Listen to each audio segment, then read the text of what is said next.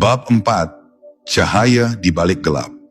Ada masa di mana langit kehidupan tampak redup, di mana hati terasa berat tanpa sebab, seolah seluruh cahaya yang dulu menyinari langkahmu tiba-tiba padam.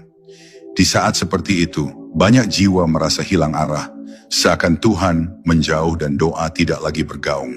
Namun sesungguhnya, justru di dalam kegelapan itulah cahaya sejati sedang dipersiapkan untuk lahir.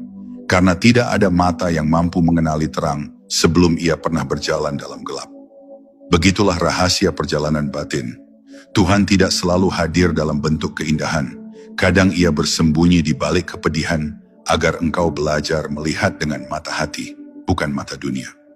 Kegelapan bukan hukuman, ia adalah rahim tempat cahaya tumbuh. Di dalam kesendirian, di dalam luka, di dalam kegelisahan yang tak terjelaskan, Allah sedang mengundangmu untuk berhenti menggenggam apa yang bukan milikmu. Dunia telah mengajarkanmu cara berlari, tapi kegelapan mengajarkanmu cara bersujud. Dunia mengajarkanmu mencari di luar, tapi kegelapan memaksamu menoleh ke dalam. Dan ketika engkau benar-benar diam, di titik kelelahan yang paling dalam, engkau akan mulai mendengar sesuatu yang lembut. Bisikan kasih yang selama ini tertutup oleh riuhnya pikiran dan keinginan.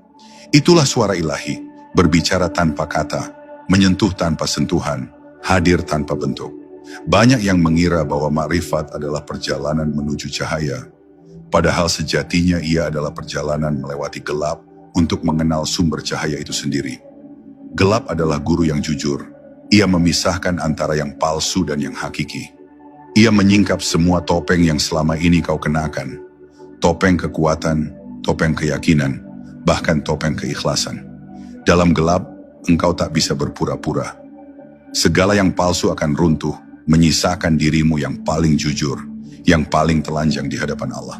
Dan justru dari kejujuran itulah cahaya baru mulai menyala.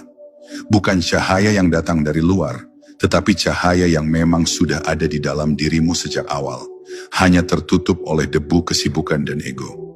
Ketika engkau mulai menerima gelap bukan sebagai musuh, melainkan sebagai bagian dari rahmat, maka engkau akan menemukan kedamaian yang aneh tapi indah. Engkau mulai memahami bahwa tak ada satupun peristiwa yang terjadi secara kebetulan. Setiap kesedihan, setiap kehilangan, setiap kebisuan dari langit adalah cara Allah mengajari hatimu untuk kembali mendengar. Engkau akan tahu bahwa bahkan di saat engkau merasa paling sendiri, sebenarnya engkau sedang dipeluk oleh kasih yang tak terlihat.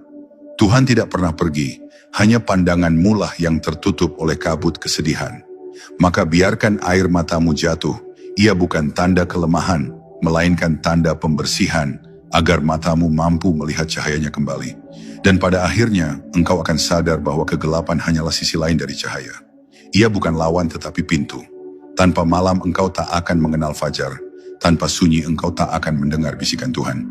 Maka jangan takut ketika hidup membawamu ke lembah yang kelam, sebab disitulah akar keimananmu menembus bumi, mencari sumber air kehidupan yang sejati.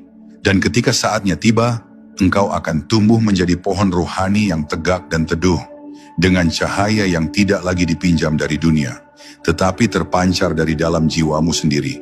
Cahaya yang berasal dari cahaya di atas segala cahaya.